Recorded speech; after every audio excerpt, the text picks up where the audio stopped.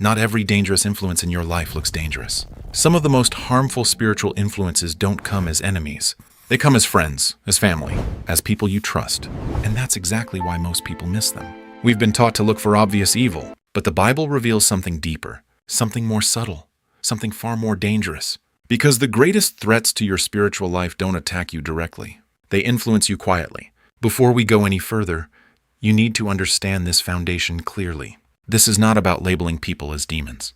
The Bible never teaches that. It teaches discernment. Ephesians 6:12 makes it clear, we do not wrestle against flesh and blood, but against spiritual forces. That means the person is not the enemy. The influence behind them is. And once you understand that, everything changes. Because now you're not reacting emotionally, you're observing spiritually. Most people think demonic influence looks like chaos, violence, or obvious evil. But the truth is, it often looks reasonable, supportive, comforting, even loving. And that's what makes it dangerous. Because if something looks evil, you avoid it. But if it feels familiar, you trust it. And that's exactly how influence enters your life. Here's what most people miss. Demons don't prefer confrontation. They prefer access. If they can't stop you directly, they will slowly redirect you. Not away from God completely, just slightly off path, just enough to delay you, confuse you, weaken your clarity. And over time, that small shift becomes your entire direction. So how do you recognize it? Let's break it down. Number 1, they slowly pull you away from God without ever telling you to leave Him. This is the most subtle sign. They don't say, stop believing. They don't say, turn away. Instead, they say things that sound harmless. You're doing too much. Relax, God understands. Everyone sins. You don't have to be so strict. And at first, it sounds reasonable, but here's the deeper truth. God's voice moves you forward. Demonic influence moves you sideways. Not away, just distracted. And distraction is often more dangerous than opposition. Because when you're distracted, you don't even realize you're drifting. The Bible warns that Satan disguises himself as an angel of light. That means not everything that feels good is from God. Some things feel comfortable because they're designed to weaken your discipline. So pay attention. If someone consistently minimizes your conviction, normalizes behavior you know is wrong, or makes obedience feel unnecessary, that's not just personality. That's influence. Number 2, they react when you start obeying God. This one reveals everything. When you talk about God, they're fine. When you live differently, they change. The moment you set boundaries, the moment you say no, the moment you choose discipline, their energy shifts. They become irritated, defensive, uncomfortable. Why? Because obedience breaks influence. And anything that loses control will react when that control disappears. Jesus said that people who live in darkness avoid the light, because light exposes what's hidden. So when your obedience exposes something, don't take the reaction personally. Understand it spiritually.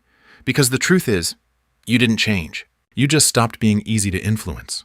Number 3, they bring confusion, chaos, or emotional instability into your life. Pay attention to what happens after you spend time with certain people. Not what they say, not how they act, but what you feel. Do you feel clear or confused? Do you feel peaceful or unsettled? Do you feel focused or mentally scattered? Because the Bible says God is not the author of confusion, but of peace. That means confusion has a source, and it's not random. Some people carry chaos into every environment. Drama follows them. Problems expand around them. Fear increases when they speak. And here's the key truth. Whatever a spirit carries, it spreads. If someone constantly disrupts your peace, you don't need more explanation. You need more discernment. Number 4, they resist truth but embrace opinions. This one is subtle and dangerous. They are comfortable discussing ideas, debating perspectives, sharing opinions. But the moment truth enters the conversation, especially biblical truth, they resist it. They say things like, that's your interpretation. Times have changed. That's too extreme. But here's the deeper pattern. Truth requires change. Opinions allow comfort. And anything that resists truth is protecting something.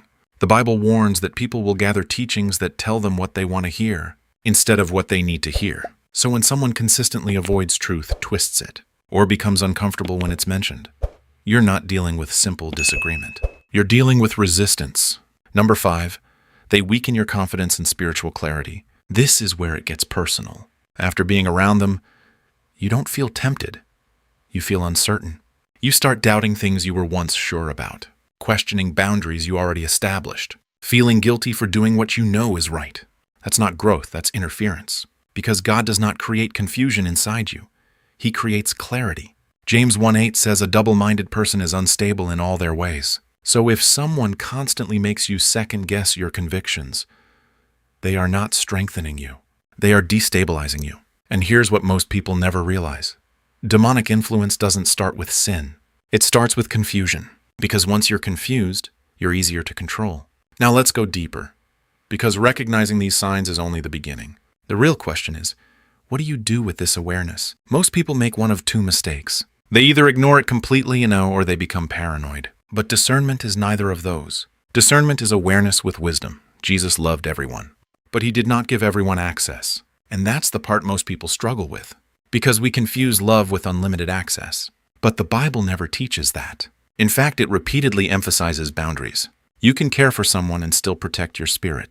You can love someone and still limit their influence. You can forgive someone and still create distance, because access determines influence, and influence shapes direction. This is why Proverbs warns us to guard our heart above all else. Not some things, above all else, because everything in your life flows from it. So ask yourself honestly, who has access to your thoughts? Who influences your decisions? Who shapes your emotional state? And more importantly, what spirit are they carrying into your life? This is not about fear. This is about clarity. Because once you see it, you can't unsee it. And that's where transformation begins. Here's the truth most people avoid. Not everyone in your life is meant to stay close. Some people are assignments, some are lessons, some are temporary, and some you need to love from a distance. That doesn't make you cold, it makes you wise. Because if you don't protect your environment will shape you, slowly, quietly, without you even noticing. And by the time you realize it, you're no longer who you were. So let this be your moment of awareness. Not fear, not judgment, awareness. Because discernment is not about pushing people away. It's about choosing what influences stay close. And once you start choosing intentionally, everything changes.